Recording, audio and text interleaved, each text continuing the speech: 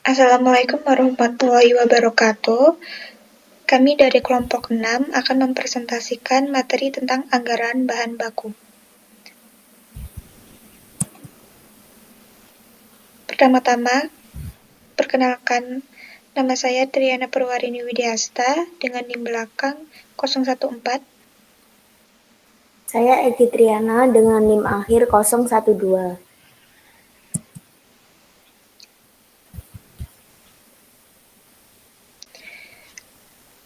Pengertian bahan baku. Anggaran bahan baku sendiri merupakan semua anggaran yang berhubungan dengan perencanaan secara lebih terperinci mengenai penggunaan bahan baku untuk proses produksi selama periode yang akan datang. Nah, untuk manfaat dan tujuannya sendiri ada untuk memperkirakan dan membatasi biaya bahan baku sesuai kebutuhan. Yang kedua ada sebagai panduan jumlah dan waktu pembelian bahan baku, sehingga pembelian lebih teratur dan menghindari pembelian darurat yang bisa berbiaya lebih tinggi. Yang ketiga, untuk membantu merencanakan jumlah bahan yang diperlukan untuk memenuhi target produksi sehingga menghindari kekurangan bahan baku. Yang keempat, untuk mengatur persediaan bahan baku agar tidak berlebihan atau overstock atau kekurangan stock out, sehingga menyimpan penyimpanan dan biaya bahan lebih efisien. Secara keseluruhan, anggaran bahan baku bertujuan untuk menjaga kelancaran proses produksi. Anggaran bahan baku sendiri memiliki beberapa elemen-elemen. Yang pertama ada anggaran kebutuhan bahan baku. Anggaran ini merencanakan secara terperinci tentang berapa jumlah unit bahan baku dan suku cadang yang akan dibutuhkan untuk berproduksi selama periode mendatang. Untuk formulanya, kebutuhan bahan baku dicari dengan mengalihkan unit produksi dengan SUR atau Standard Usage Rate. SUR sendiri adalah standar pemakaian bahan baku per unit. Sebagai contoh, ada satu unit barang A yang memerlukan SUR 2 kg bahan baku X. Berarti, untuk membuat unit barang A tersebut diperlukan 2 kg bahan baku X. Untuk contoh soalnya, terdapat perusahaan mitra garmen selama 2 tahun terakhir memproduksi 2 macam produk, yakni jas dan kemeja. Dan selama tahun tersebut, perusahaan merencanakan akan memproduksi 600 unit jas dan 900 kemeja. Lalu disediakan data secara rinci, data produksi setiap triwulan 1 hingga triwulan 4, seperti di tabel, dan juga data standar pemakaian bahan baku atau SUR dari setiap jenis produk, yaitu jas dan kemeja. Next.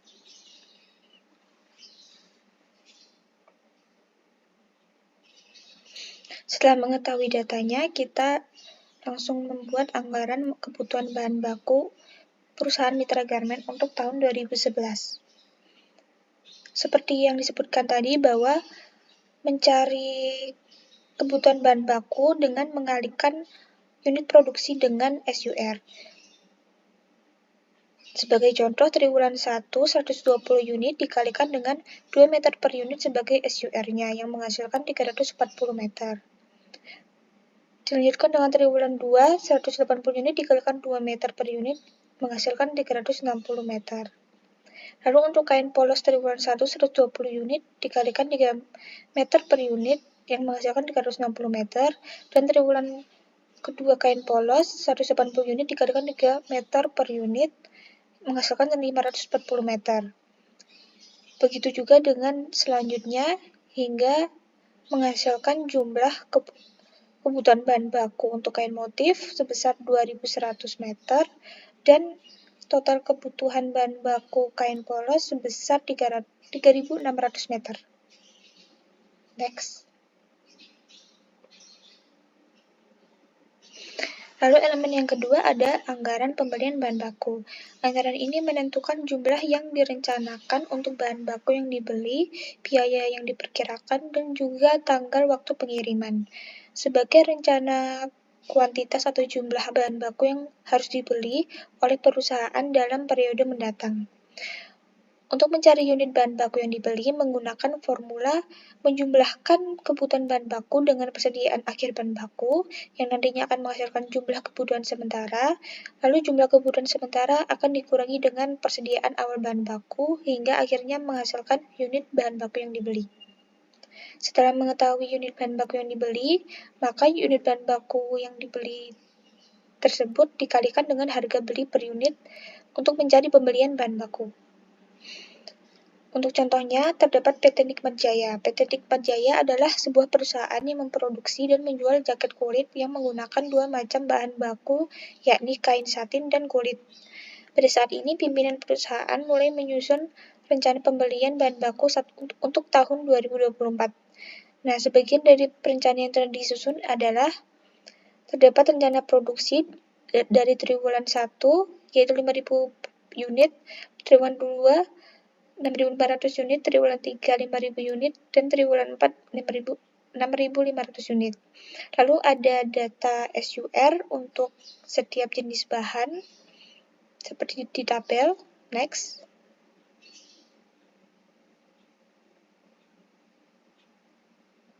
Dan terakhir ada data rencana persediaan akhir bahan mentah perusahaan untuk setiap triwulan tahun 2024.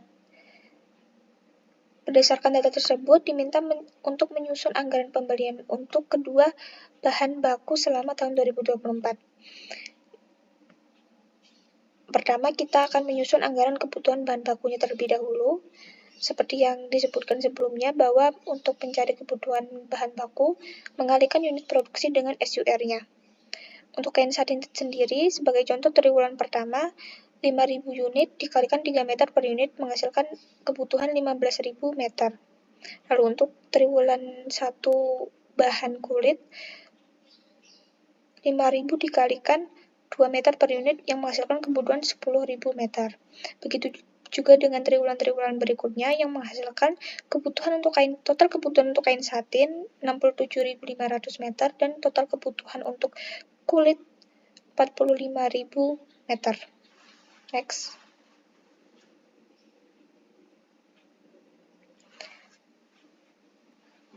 Lalu, setelah itu kita susun anggaran pembelian bahan baku untuk setiap bahan. Untuk bahan baku kain satin, seperti yang disebutkan tadi, untuk mencari pembelian bahan baku, pertama-tama kita jumlahkan kebutuhan bahan baku dengan persediaan akhir.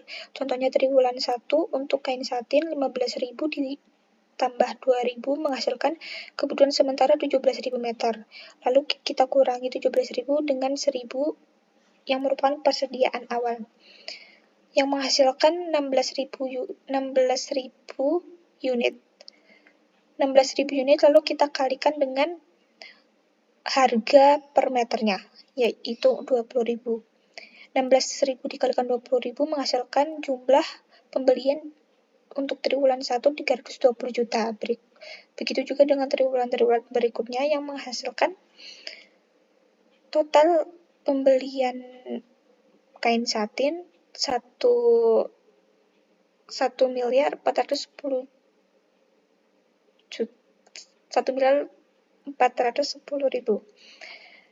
Selanjutnya, untuk anggaran pembelian bahan baku kain kulit, sama seperti yang kain satin, kita kalikan kebutuhan bahan bakunya dulu dengan persediaan akhir.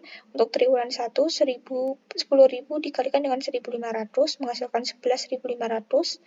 Lalu 11.500 kita kurangi dengan persediaan awal, yaitu 2.000, yang menghasilkan 9.500 unit.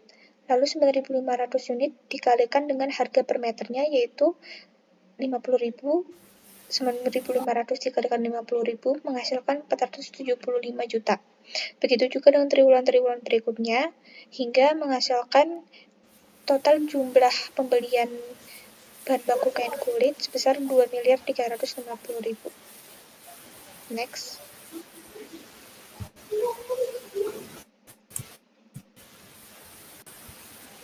Nah, untuk selanjutnya ada anggaran persediaan bahan mentah.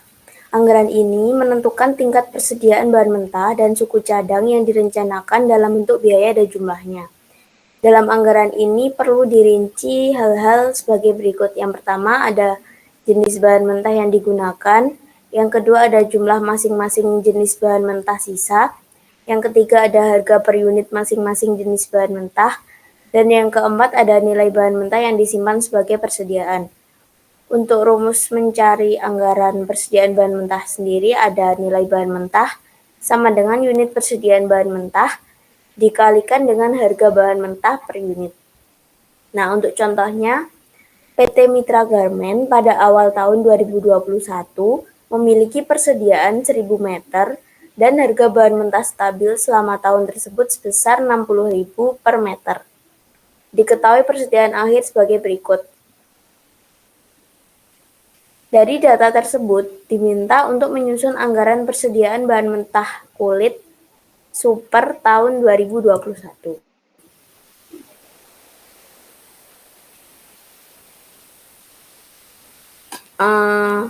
Tabel berikut merupakan tabel untuk anggaran persediaan bahan mentah kulit super. Untuk mencarinya menggunakan formula yang telah saya jelaskan tadi, yaitu unit persediaan bahan mentah itu yang tertera pada tabel pada soal. Kemudian untuk harga bahan mentahnya diketahui 60.000 per meter, tinggal dikalikan dan diperoleh hasil pada bulan Januari 90 juta, Februari 120 juta, dan seterusnya. Dan untuk persediaan akhir sendiri, untuk unit persediaan bahan mentahnya diketahui 1.000 meter, dan kemudian dikali dengan harga bahan mentah 60.000 per meter, diperoleh 60 juta.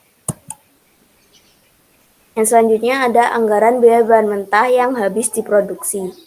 Anggaran ini menentukan biaya yang direncanakan untuk bahan mentah dan suku cadang yang akan dipakai dalam proses produksi. Untuk formulanya yaitu biaya bahan mentah sama dengan unit kebutuhan bahan mentah dikali harga bahan mentah per unit. Nah, untuk contohnya sendiri, ada PT Mitra Garmen memproduksi kemeja sutra. Untuk keperluan pengolahan produk diperlukan bahan mentah berupa kain sutra dengan SUR 2 meter dengan harga beli bahan mentah seharga 100.000 per meter. Nah, yang diketahui adalah rencana produksi tahun 2020 adalah sebagai berikut.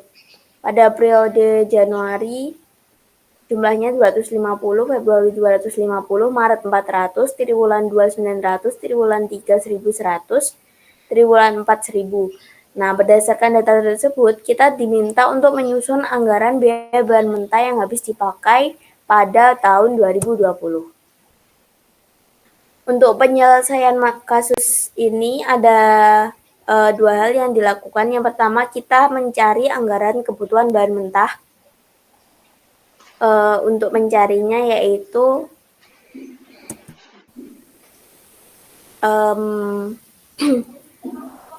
jumlah dari produksi tahun 2020 itu dikali dengan SUR yang diketahui pada soal adalah 2 meter.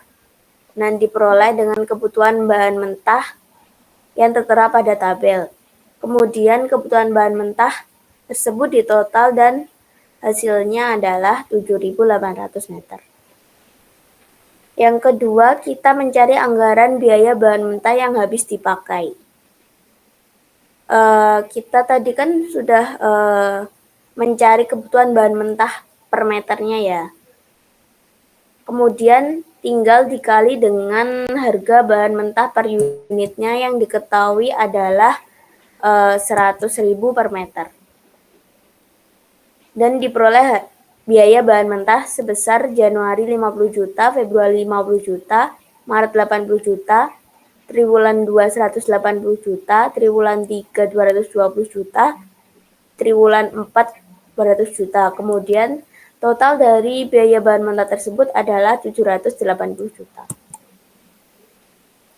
Selanjutnya ada penentuan harga pokok bahan mentah yang dipakai dalam produksi. ada beberapa metode yang dapat digunakan untuk menentukan harga pokok bahan mentah karena sering terjadinya fluktuasi harga dalam satu periode yang mengakibatkan harga pokok persatuan bahan mentah itu berbeda-beda. Yang pertama ada metode identifikasi khusus. Dalam metode ini, setiap jenis bahan mentah yang ada di gudang harus diberi tanda pada harga pokok persatuan berapa bahan baku tersebut akan dibeli. Yang kedua ada metode masuk pertama keluar pertama atau first in first out method. Dengan anggapan bahwa harga pokok persatuan bahan mentah yang pertama kali masuk dalam gudang digunakan untuk menentukan harga bahan mentah yang pertama kali dipakai.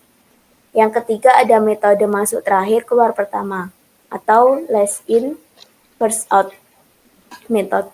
Dalam metode ini dengan anggapan bahwa harga pokok persatuan bahan mentah yang terakhir masuk dalam persediaan gudang dipakai untuk menentukan harga pokok bahan mentah yang pertama dipakai dalam produksi. Yang keempat ada metode rata-rata bergerak atau moving average method.